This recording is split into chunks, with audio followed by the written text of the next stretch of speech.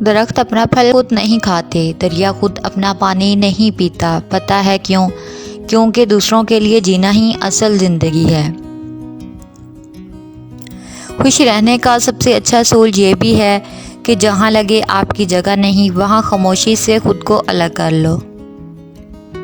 سب سے خطرناک ناراضگی وہ ہوتی ہے جس میں آپ اس شخص پر جتاتے نہیں کہ آپ ناراض ہیں اور دل ہی دل میں رکھتے ہیں، یہاں تک کہ ایک دن وہ دلوں کا کھوٹ رشتوں کے ٹوٹنے کا سبب بن جاتا ہے۔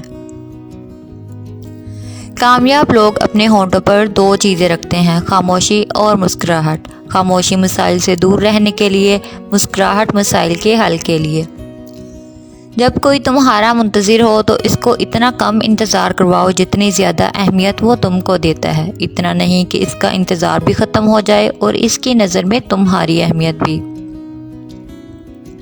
انسان امیدوں سے بندھا ایک ضدی پرندہ ہے جو گھائل بھی امیدوں سے ہے اور زندہ بھی امیدوں پر ہے۔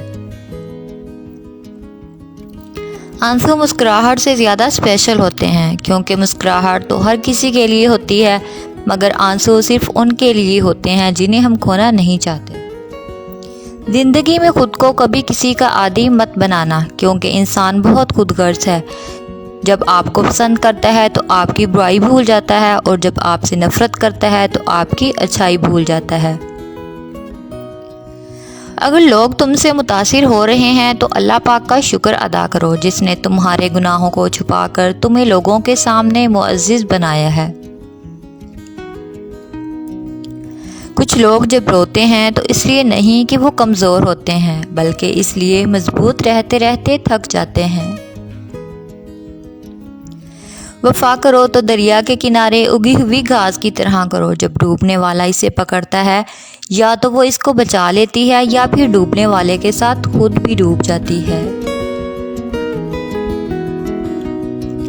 ان لوگوں کے ساتھ تو گزارا ہو سکتا ہے جن کی طبیعت خراب ہو، مگر ان کے ساتھ نہیں جن کی تربیت ہی خراب ہو۔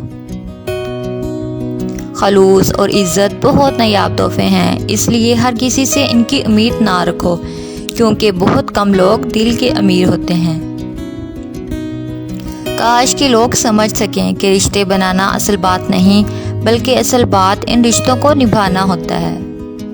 اگر تم کسی کے دل میں اپنی محبت پیدا کر کے اسے چھوڑ دیتے ہیں تو یقین کرو تم بہت بدقسمت انسان ہو۔